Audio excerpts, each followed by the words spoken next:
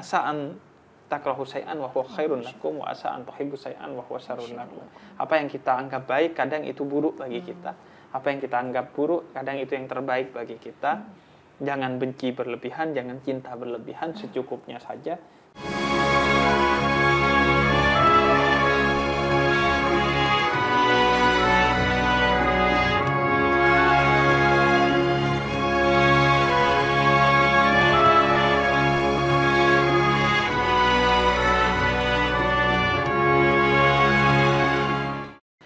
Ini Allah ingin mengatakan, kamu lihat semua keindahan dan keteraturan ini.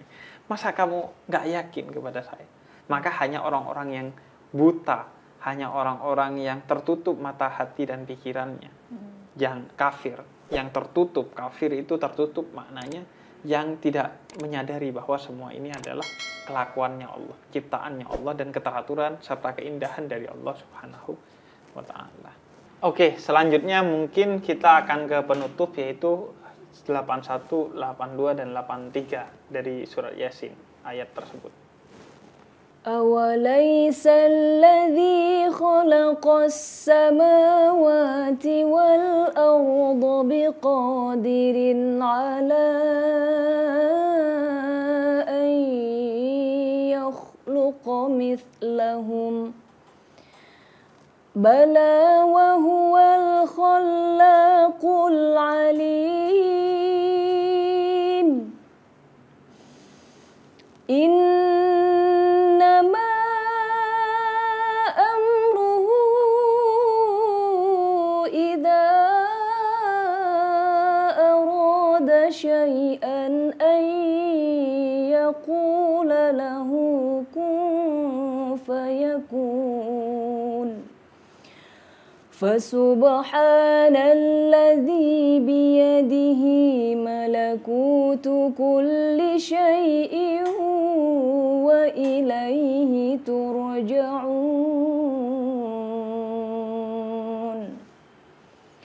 Artinya, dan bukanlah Allah yang menciptakan langit dan bumi, mampu menciptakan kembali yang serupa itu jasad mereka yang sudah hancur.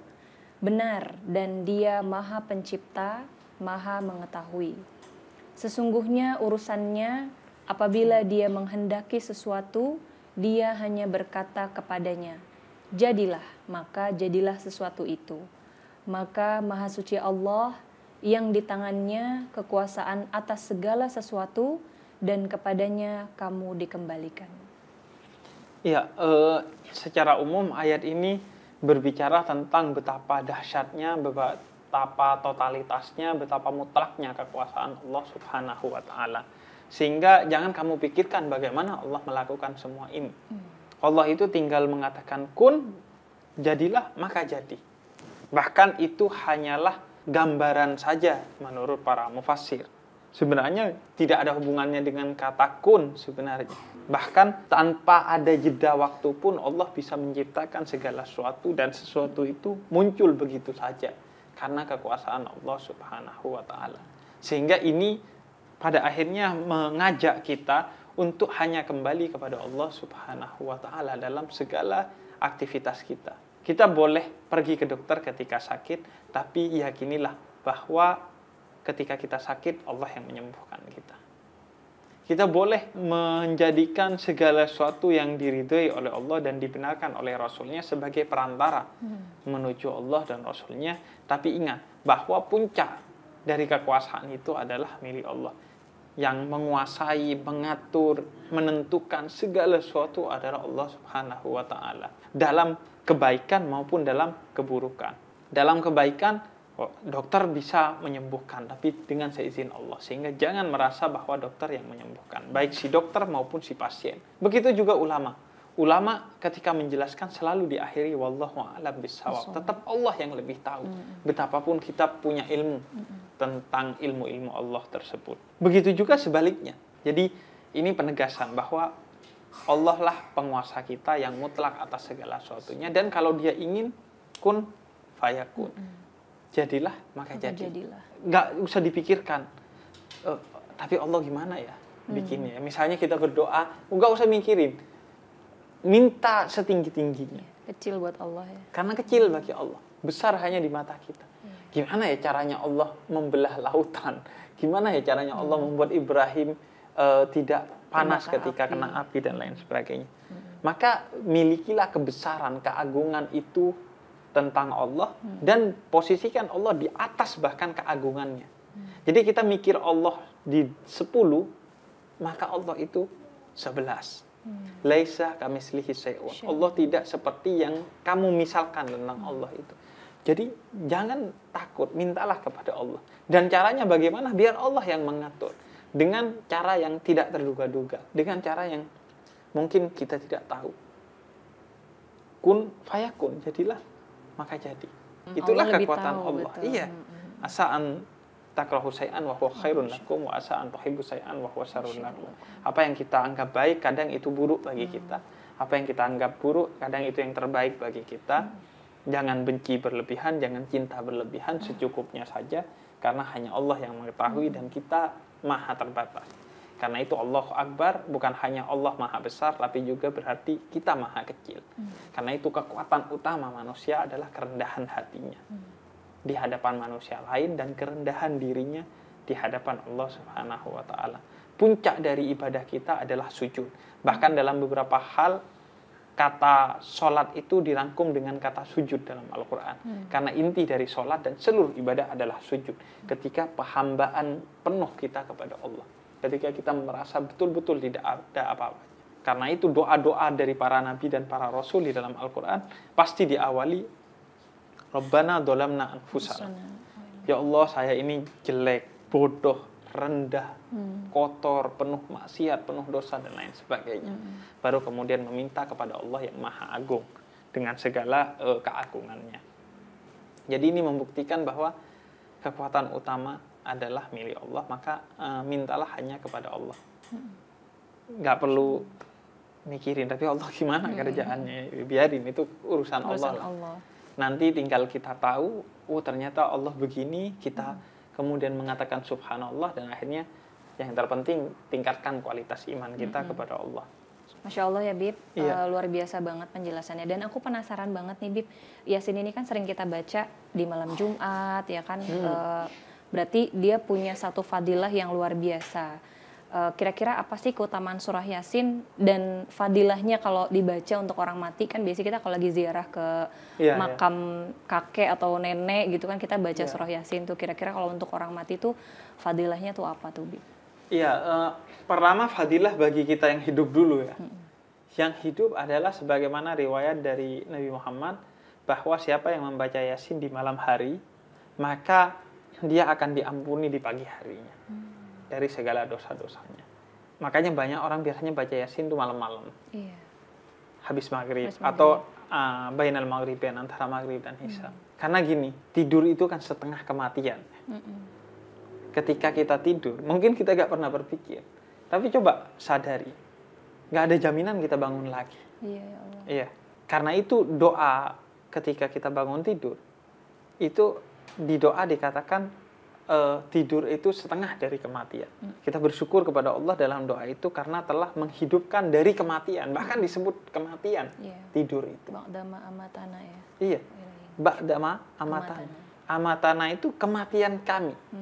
Karena memang kematian tidur itu dalam bahasa Allah. Karena itu sebagaimana tidur bisa nikmat, maka mati sebenarnya bisa nikmat. Ya Allah. Tapi orang sering hanya dipromosikan azab kubur, kemudian mati dalam keadaan buruk. Iya. Seolah-olah tidak ada nikmat kubur, seolah-olah tidak ada nikmat kematian. Apalagi di tengah kondisi banyaknya orang wafat di sekitar kita di tengah pandemi seperti saat ini. Mereka mati dalam keadaan bahagia karena orang yang mati karena wabah mati dalam keadaan syahid. Kata Nabi. Jadi itu pelajaran. Kemudian yang kedua, kita baca Yasin sebelum tidur atau bainal maghribain, antara maghrib dan isya. Agar kalau ada apa-apa dengan kita, artinya tidak bangun lagi, kita mati dalam keadaan husnul khotimah. Kita mati dalam keadaan terbaik. Karena Allah telah mengampuni dosa-dosa kita. Itu berkat fadilah kita baca Yasin. Itu berkat fadilah kita baca Yasin. Dan karena itu biasanya khususnya kalangan Nahdliyin atau para muhibbin, habaib dan para pecintanya atau orang NU dan para pengikutnya biasanya hafal Yasin. Nah itu bagi yang hidup. Kemudian adapun bagi yang mati, ada riwayat dari Imam Abu Daud, riwayat dari Imam Ahmad. Nabi pernah berkata, bacakanlah Yasin kepada orang yang wafat. Jadi akan mengalir pahala kepada orang yang wafat dengan kita membacakan Yasin kepada orang yang wafat. Karena itu kita diajari sebelum baca tahlil, kita biasanya baca Yasin untuk orang yang wafat, karena itu memang perintah dari Nabi Muhammad SAW. Jadi Yasin ini fadilahnya besar sekali bagi kita yang hidup ataupun kita yang mati. Dan sebaik-baiknya adalah ketika kita baca Yasin, jangan hanya diniatkan untuk diri kita.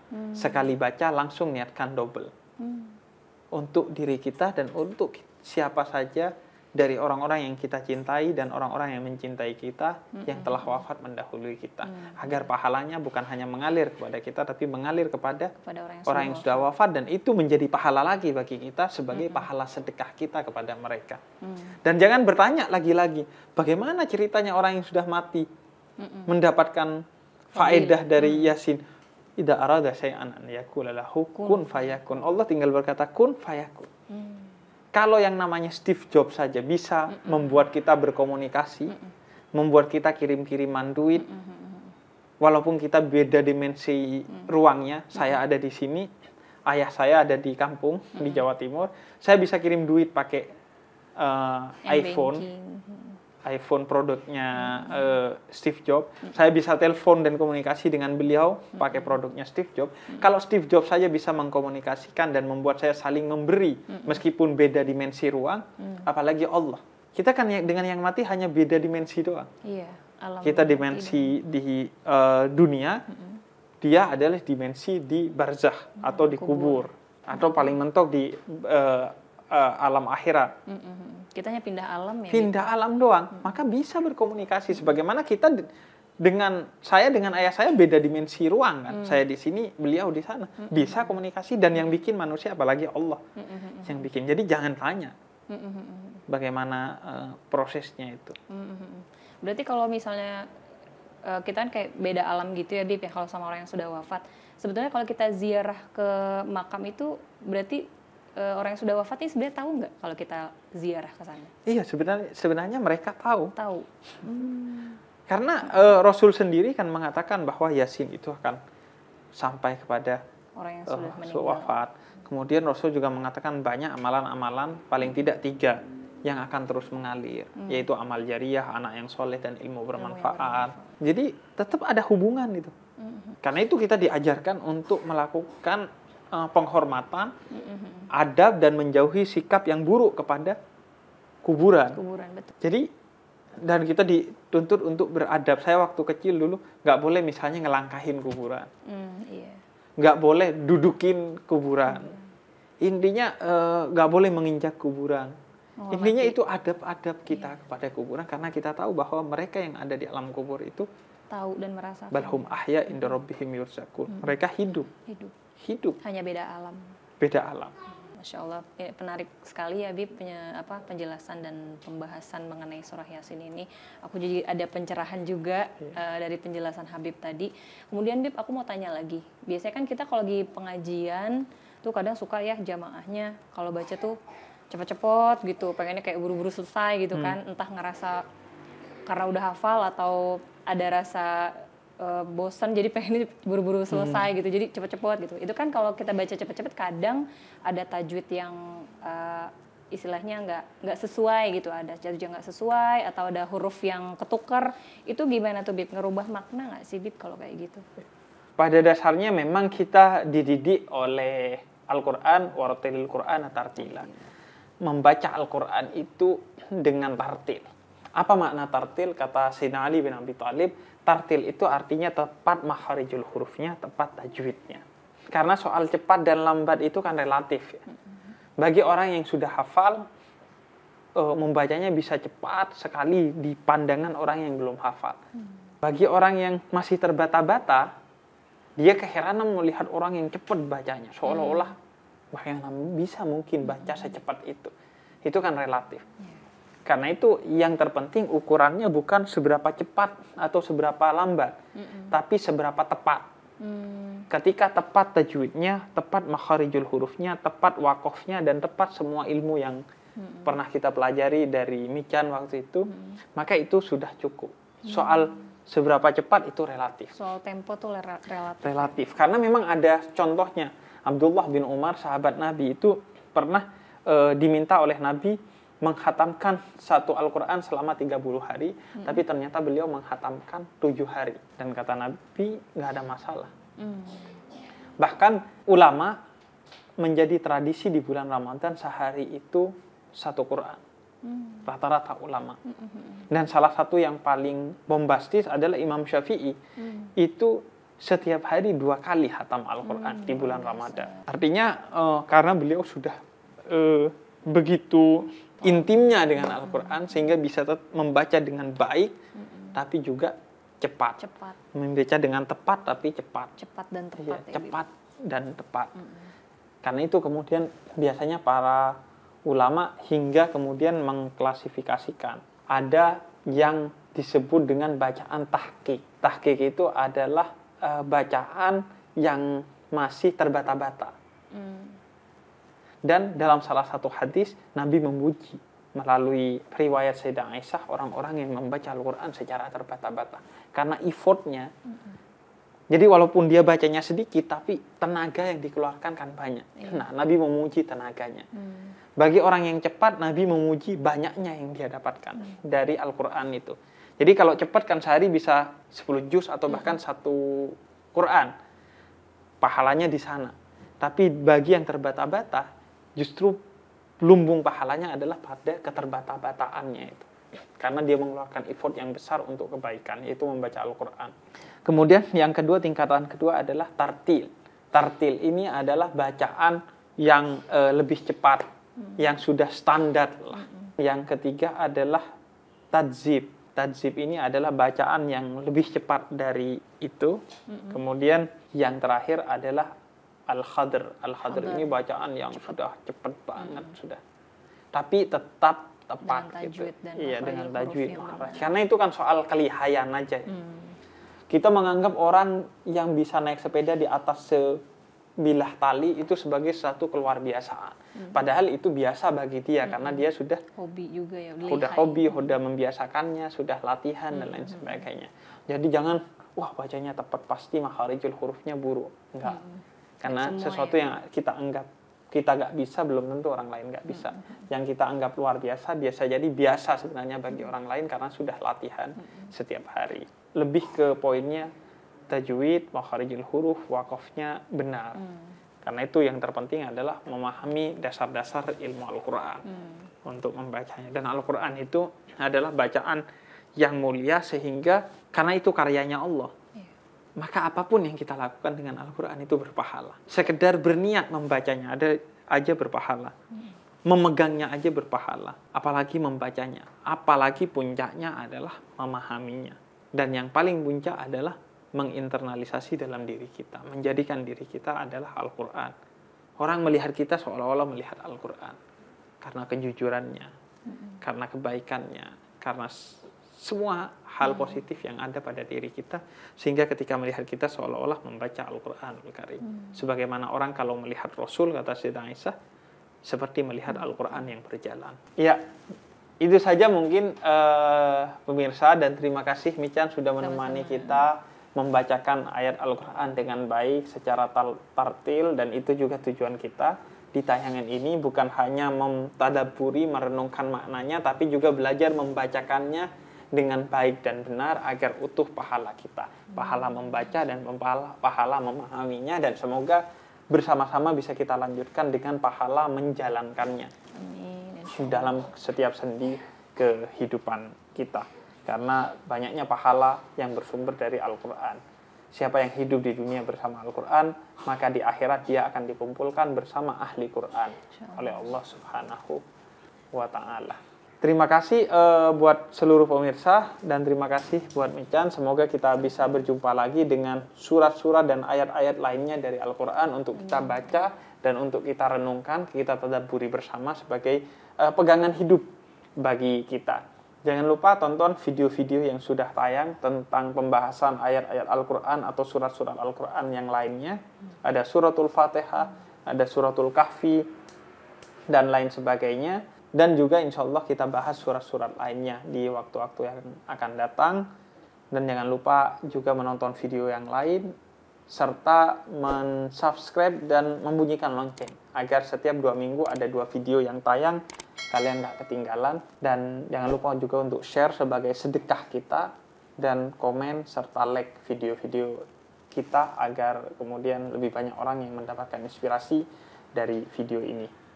Sekian, wassalamualaikum warahmatullahi wabarakatuh.